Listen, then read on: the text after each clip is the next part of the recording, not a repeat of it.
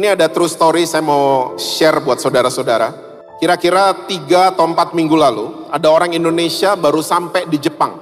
Waktu dia sampai di Jepang, karena mungkin dingin dan dia punya kebiasaan merokok, dia langsung rokok.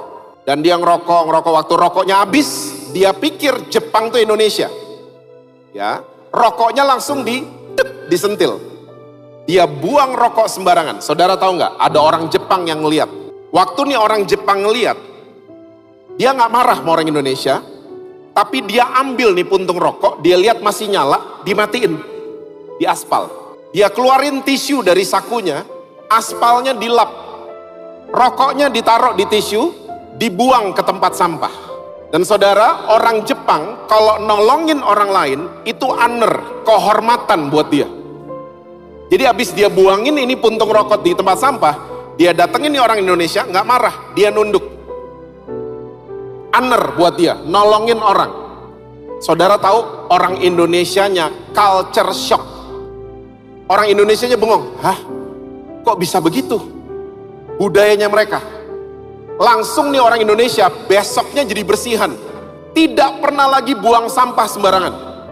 Karena lihat sebuah kultur yang luar biasa. Saudara yang senang sepak bola pasti tahu lah. Waktu kesebelasan Jepang ikut Piala Dunia, supporternya bersihin stadion dari sampah. Bukan pencitraan, bukan, karena mereka kulturnya, budayanya seperti itu. Bersih. Ya. Dan ternyata waktu saya cek dan cross check, ternyata anak-anak SD di Jepang, kelas 1 sampai kelas 3 SD, tidak belajar mata pelajaran.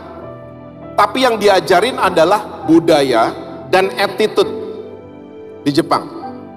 Makanya bersih itu udah dari dalam, udah budaya buat mereka. Yang bikin shock banyak orang. Nah, beda sama negara tetangga kita, namanya Singapura. Ya, bersih cuman karena takut didenda.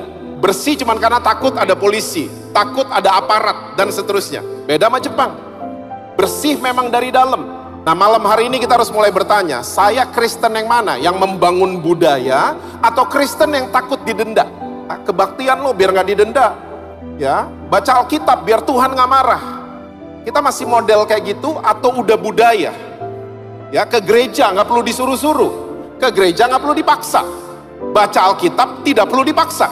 Tapi memang sudah jadi kultur. Apalagi waktu melakukan firman Tuhan. Ini yang membuat orang shock di luar sana. Ngelihat saudara dan saya. Ya, tiba-tiba ada suami selingkuh, istrinya bilang gini, saya memutuskan untuk mengampuni dia. Itu kulturnya orang Kristen. Kalau suami selingkuh mau dibalas, itu kulturnya infotainment.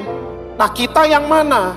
Kita nih jadi orang Kristen yang cuma karena takut didenda, atau kita lagi bangun kultur? Nah, semuanya bisa kita buat kalau kita percaya Yesus ada di dalam kita.